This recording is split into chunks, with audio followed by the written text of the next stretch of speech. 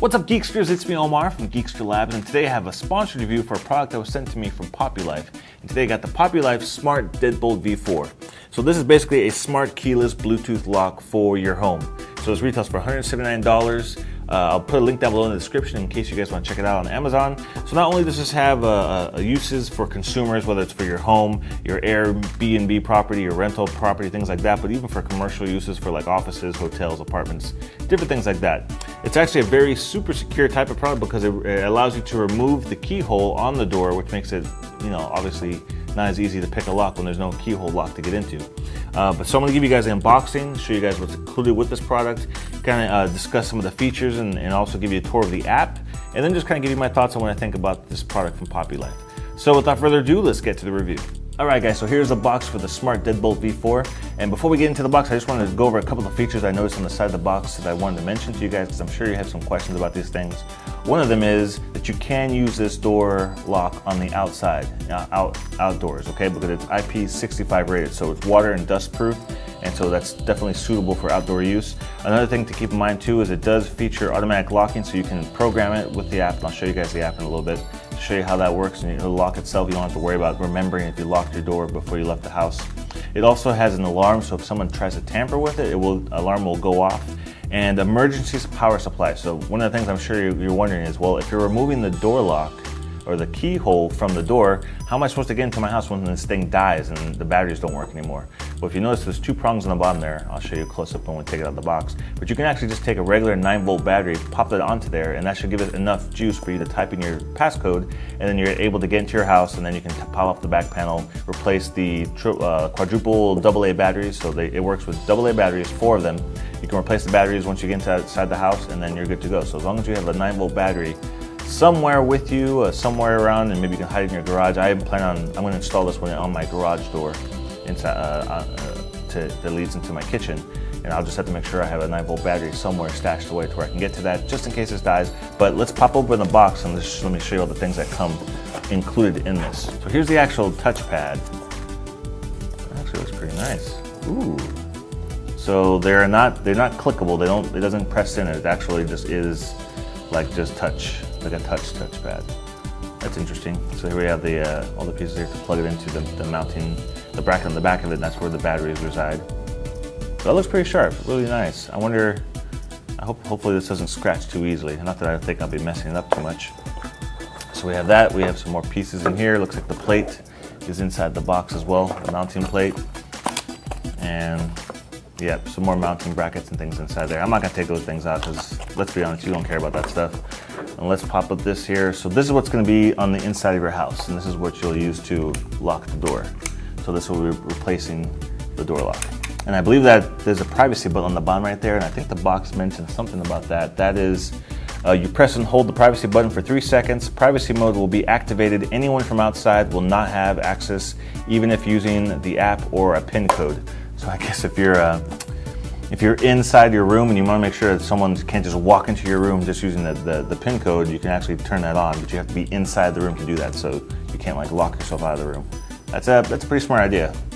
Don't want people just walking into your property and disturbing you if you actually want to keep them out. So it's a pretty thick unit right here. It's going to stand out for sure on the other side of the door, but I mean, I think it's a small price to pay to be able to have the smart lock on there. And no longer have to be dealing with keys or things like that. If I need to give a PIN code to my family member or my friends whenever we're out on vacation, I need to get into the house, or they can come through the garage. That'll be pretty handy to have. So that's pretty much all that's included inside the box. So those are all the pieces. So let's go ahead and install this on my garage door. So one of the things that makes this lock unique is that you can grant access remotely without the lock actually being connected to the internet.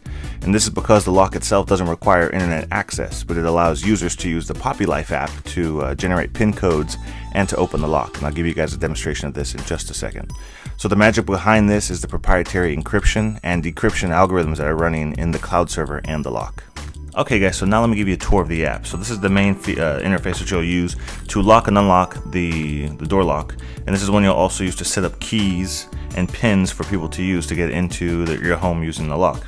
So it's really easy to unlock and lock. You just tap it once really quickly to do the unlock. And if you want to lock it, you just long press it, and that locks the door. I do wish I would give you some kind of notification to let you know what state it's currently in. It doesn't let you do that.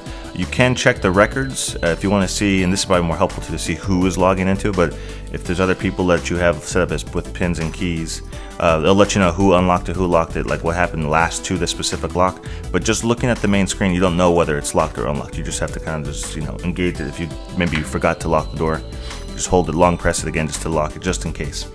So this is the main, like I said, the main interface here.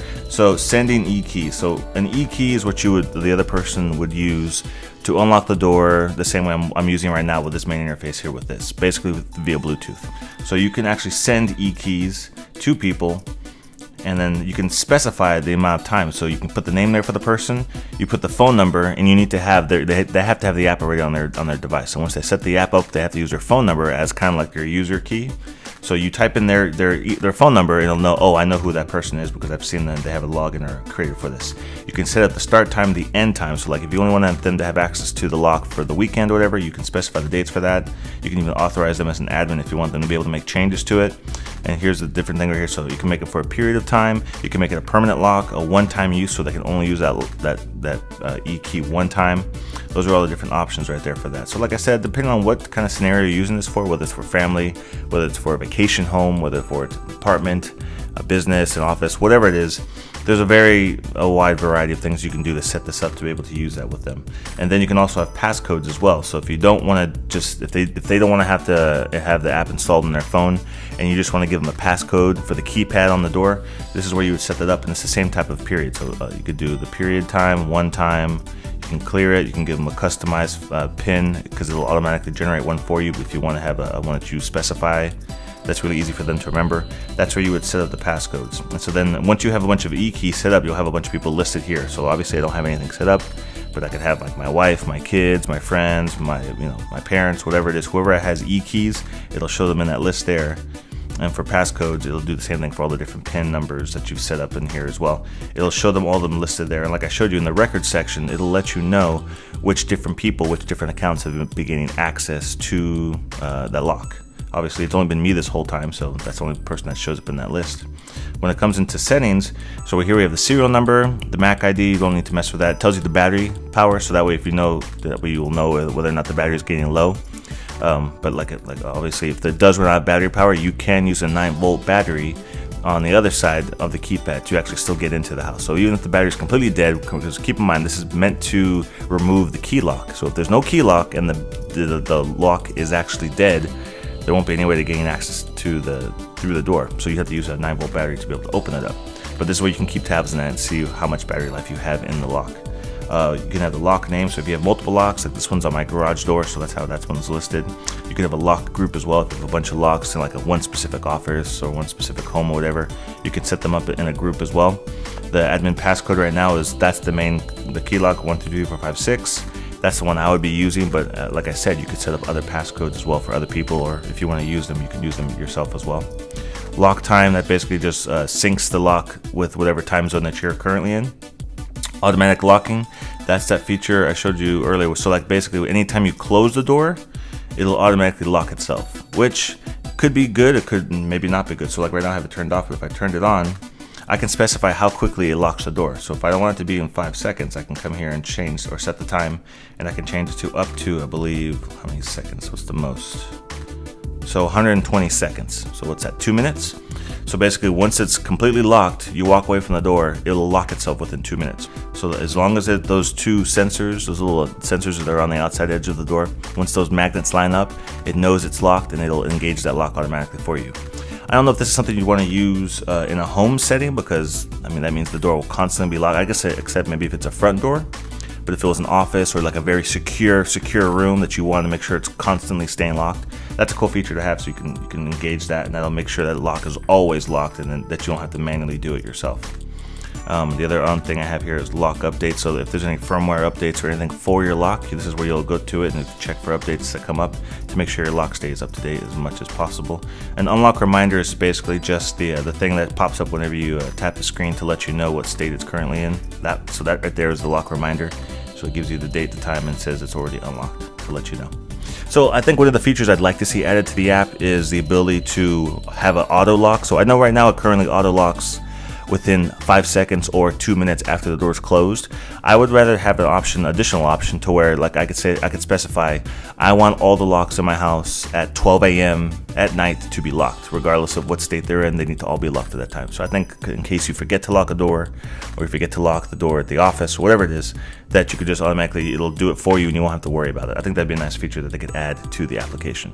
So those are my thoughts on this product. I hope you guys enjoyed this video. If you want to purchase it, like I said, I'll have a link down below in the description to make that really easy for you to find it on Amazon. If you want to check out some of my other videos, I've got 2 clips here you can click on as well. And if you want to subscribe to my YouTube channel, make sure you click on my face. And don't forget to ring that bell to be notified of all my new reviews as they come out on my channel. And I'll see you guys in the next video review.